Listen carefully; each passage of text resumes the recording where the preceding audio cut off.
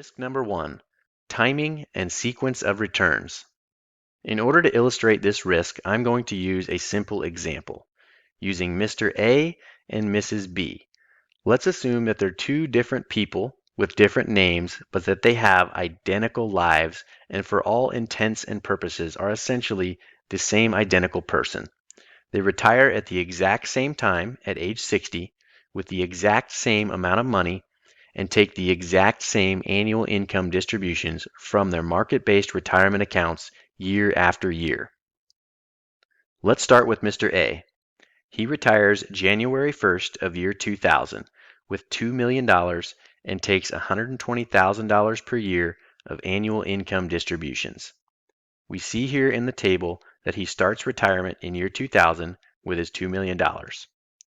He takes $120,000 per year of annual income distributions, and he earns the annual earnings rates shown in the center column, averaging an 8.1% annual average rate of return over the 19-year period.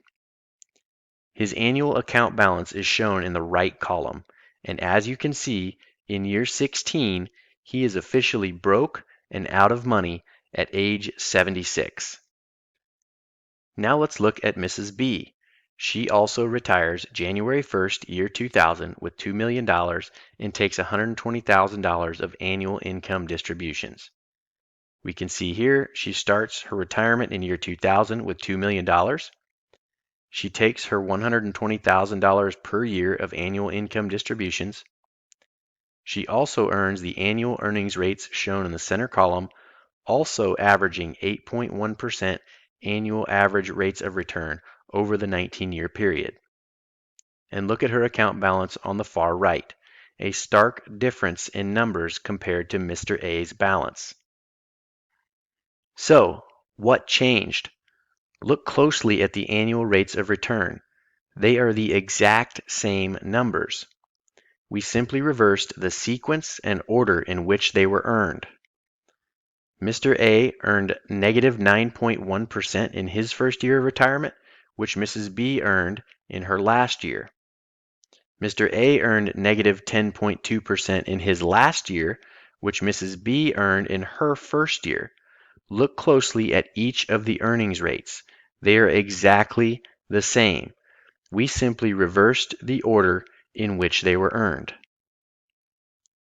So, who would you rather be? Well, of course you'd rather be Mrs. B. 16 years into their retirement at age 76, Mr. A is officially broke, while Mrs. B has nearly $5.4 million. So, who had better control over their money? Neither of them. Both had their money in market-based investments and earned the exact same annual rates of return. Mrs. B simply got lucky that the timing and sequence of her returns worked in her favor. The moral of the story is, when you have your money invested in the market, timing and sequence of returns can have a profound impact on your account value and cash available in retirement.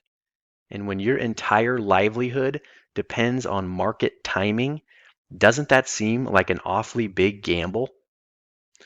The truth is, most Americans today are not really investors. They're speculators, and they have absolutely no control over what actually happens to their money or how it grows. In order to be financially independent in retirement, we have to do things differently, both in preparing for retirement and during retirement. We can't keep rolling the dice, hoping things work out. We have to be smarter. Let's go back to the example of Mr. A and look at what had happened if he had earned a mere 4.5% average annual rate of return on his money, but that it was an actual rate of return, and he earned that 4.5% year after year. He starts his retirement with $2 million. He takes his $120,000 per year of annual income distributions and earns 4.5% on his money year after year. Look at the difference in account values after the 19-year period. Having earned only 4.5%, Mr. A still has nearly $1 million left in his retirement account at age 79. while in reality, although he earned nearly double the average annual rate of return at 8.1%, he's theoretically over $500,000 in the hole at age 79 and has $1.5 million less than he would have had earning only 4.5% in the table on the left. This is not some wacky math trick. The average annual rate of return in each scenario is correct. Mr. A earned 4.5% on the left and 8.1% on the right. What's important to understand is that statistic, average annual rate of return, means absolutely nothing. The actual rates of return are all that matters.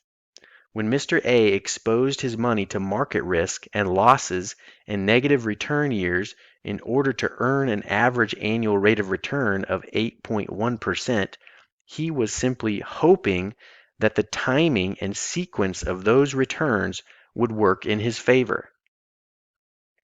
The moral of the story is, exposing your money to market risk and volatility can have devastating effects to your bottom line dollars when you experience losses in negative return years.